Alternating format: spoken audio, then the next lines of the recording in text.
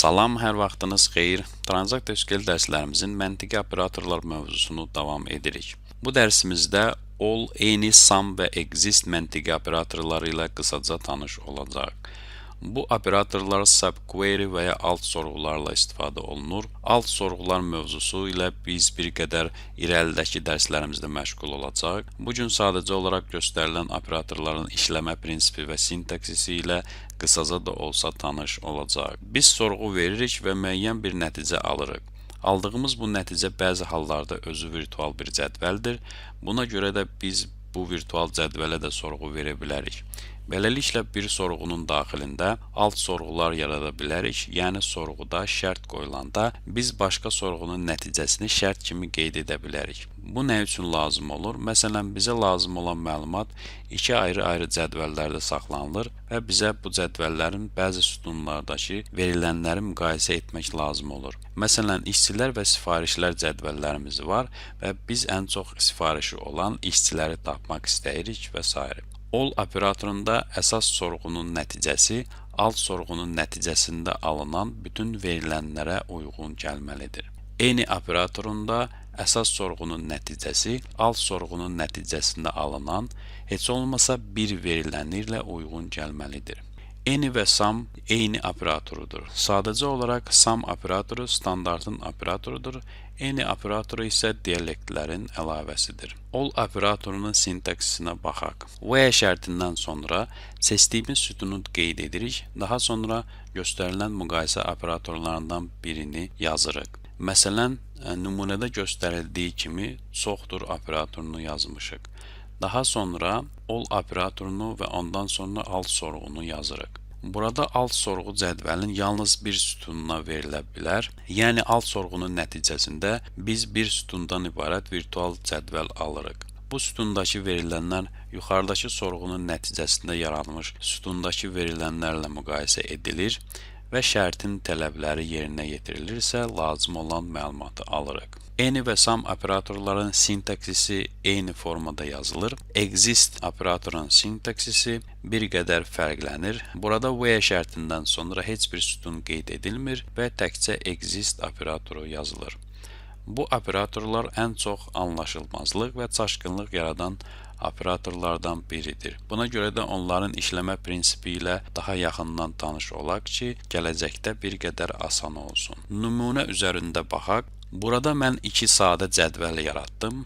Cədvəl yaratmaq dərslərimiz irəlidədir. Burada sadəcə nümunə olaraq göstərirəm. Person, yəni işçilər cədvəli və orders, yəni sifarişlər cədvəli yaratmışam. Əslində real həyatda belə cədvəllərin sütunları çox olur. Mən asan anlaşılsın deyə person cədvəlində bir sütun yaratdım. Person ID sütunu, yəni işçinin ID nömrəsi və orders sifarişlər cədvəlində iki sütun order ID və person ID sütunlarını. Niyə görə təkrar person ID sütunu? Biz bu barədə nəzəri dərslərimizdə bir qədər danışmışıq və yadınızdadırsa belə cədvəllərin bu cür quruluşu relational, yəni münasibətli modelin əsasını təşkil edir. Lakin hər iki cədvəldə olan person ID sütunundakı verilənlər fərqlənə bilər. Hər iki cədvəldən person ID sütunundakı bütün məlumatları alaq və iki sorğunu müqayisə etmək üçün eyni zamanda ikisini də icra edək. Birinci cədvəldə 1-dən 7-yə qədər rəqəmləri görürük. İkinci cədvəldə 2, 4, 6 rəqəmlərini. İndi isə tapşırıq qoyaq və bu tapşırıq əsasında sorğumuzu formalaşdıraq. Tutaq ki, biz sifarişi olan bütün işçilər barədə məlumat almalıyıq. Bunu necə edə bilərik? Bunun üçün iki üsulumuz var. In operatoru vasitəsilə və any operatoru vasitəsilə. Hər iki üsula baxaq.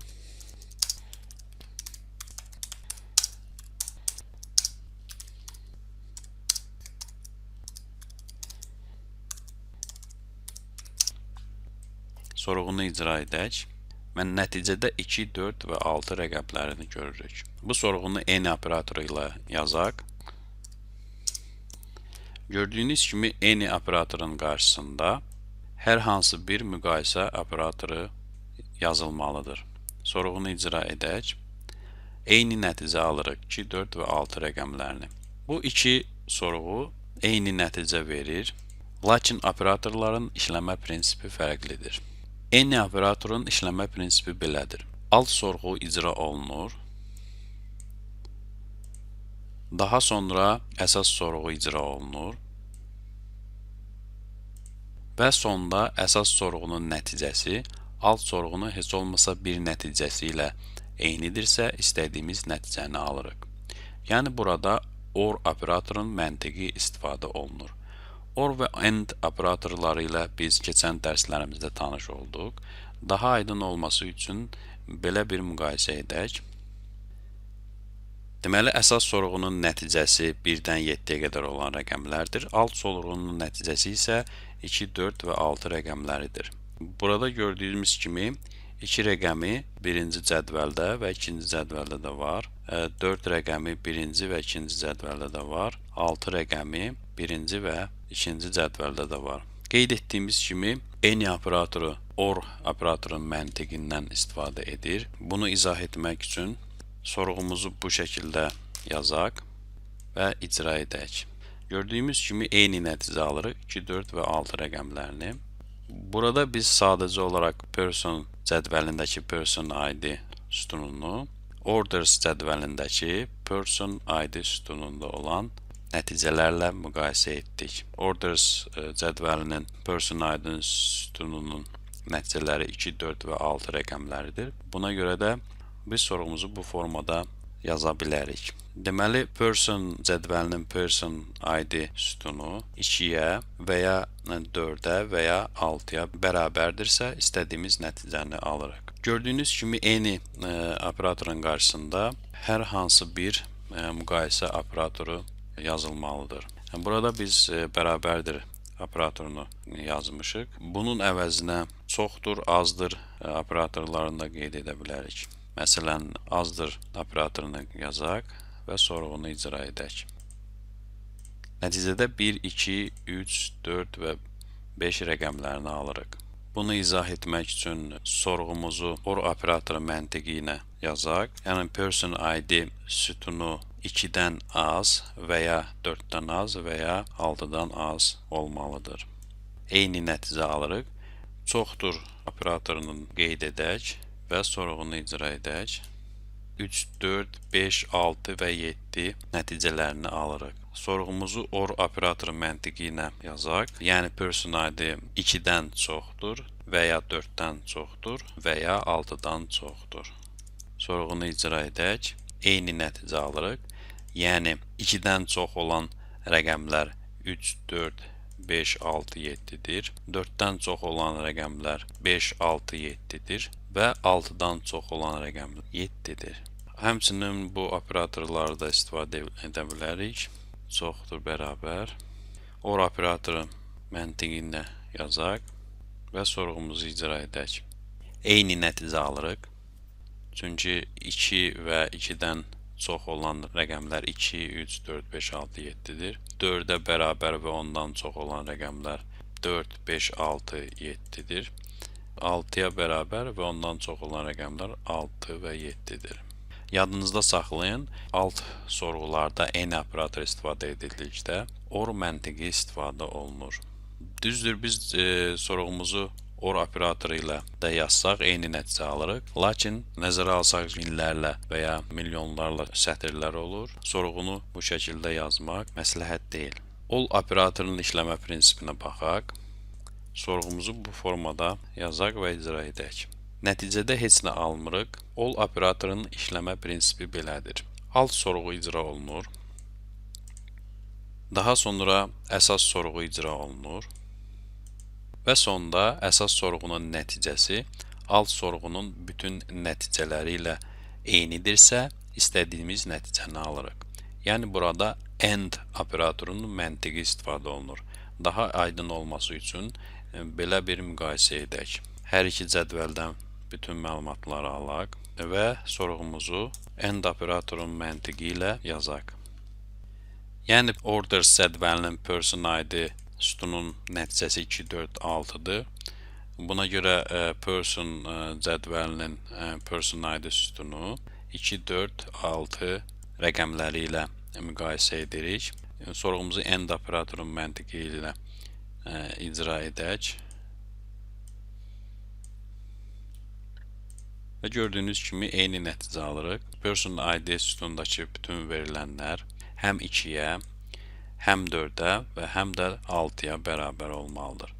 Yəni person cədvəlinin person ID sütunundakı nəticə eyni ilə 2, 4 və 6 olmalıdır. Şərtimiz uyğun gəlmədiyinə görə nəticədə heç nə almırıq. Digər müqayisə operatorları istifadə edək. Məsələn, azdır all və sorğumuzu icra edək. Nəticədə 1 rəqəmini alırıq. AND operatorun məntiqi ilə sorğumuzu yenidən yazaq. Yəni person cədvəlinin person ID sütunu həm 2-dən az, həm 4-dən az, həm də 6-dan az olan rəqəm olmalıdır. 2-dən az olan rəqəm 1-dir. 4-dən az olan rəqəmlər 1, 2, 3-dür. 6-dan az olan rəqəmlər 1, 2, 3, 4, 5-dir. Yəni nəticəmiz bu şərtlərin hamısına uyğun gəlməlidir. Ən kiçik rəqəmimiz 1 olduğuna görə nəticədə 1-i alırıq. Bunun yerinə çoxdur operatorunu yazaq və sorğumuzu icra edək. Nəticədə 7 rəqəmini alırıq. AND operatorun məntiqi ilə sorğumuzu yazaq və sorğumuzu icra edək. Nəticədə eyni ilə 7 rəqəmini alırıq.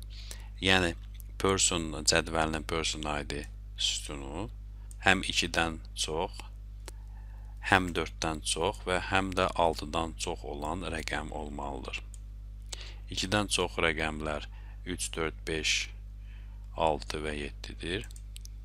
4-dən çox olan rəqəmlər 4, 5, 6, 7-dir. 6-dan çox olan rəqəm isə 7-dir.